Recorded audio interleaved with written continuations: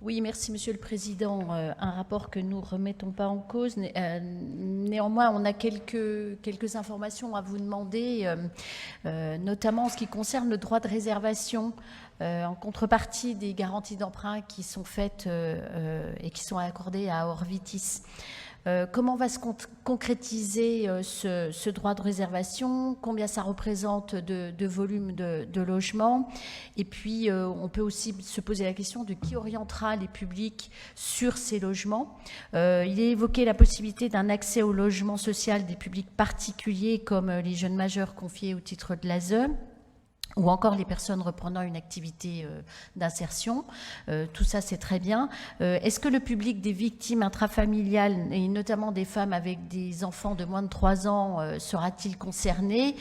Puisque je sais que vous avez répondu à un appel à projet européen, mais est-ce qu'en attendant la mise en place de cet appel à projet, elles vont pouvoir en bénéficier?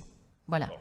Non mais écoutez, le cadre de notre intervention, c'est que nous allons avoir un travail que nous allons approfondir avec Orvitis, pour lequel c'est l'opérateur du département. Nous allons déterminer par voie conventionnelle les orientations que nous avons fixées, sachant que nous avons pris la décision de nous investir davantage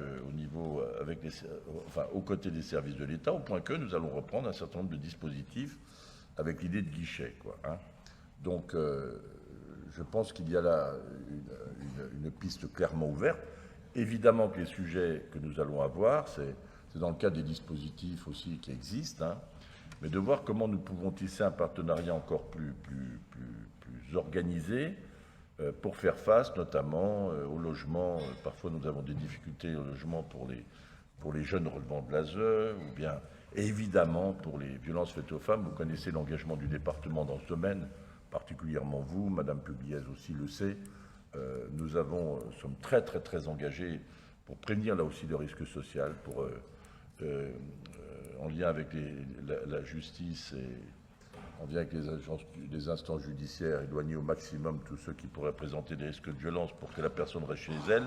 Parce que c'est bien notre objectif, quand même, que la personne qui est victime de violences intrafamiliales puisse d'abord rester chez elle. Parce que souvent, c'est la victime qui s'en va. Ça, vous connaissez ces sujets-là parfaitement.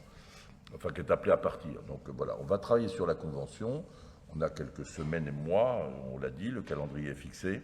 Voilà les orientations de la politique de l'habitat. Il s'agit de voter ces orientations. Ensuite, on rentrera dans le vif du sujet. Vous avez vu aussi qu'on a de l'ambition aux côtés des communes pour avoir une SEM qui nous permettra d'accompagner les communes sur leur portage de portage foncier notamment, le portage foncier qui constitue toujours une problématique, voilà. Donc on avance pas à pas, on souhaite avancer d'un pas solide.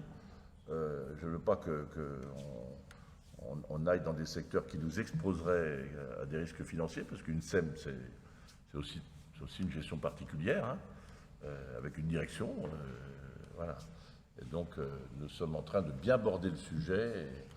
Voilà, mais l'orientation, elle est claire pour la politique de l'habitat. Nous allons devenir, comme le sont les opérateurs pour la métropole. Et puis je souhaite vraiment que dans l'Observatoire, on ait vraiment une vision partagée de ce qui se passe. Ce sera un observatoire départemental. Il n'y a pas de France, il n'y a pas de Côte d'Or. Une seule Côte d'Or, une indivisible, avec chacun qui assume des responsabilités particulières.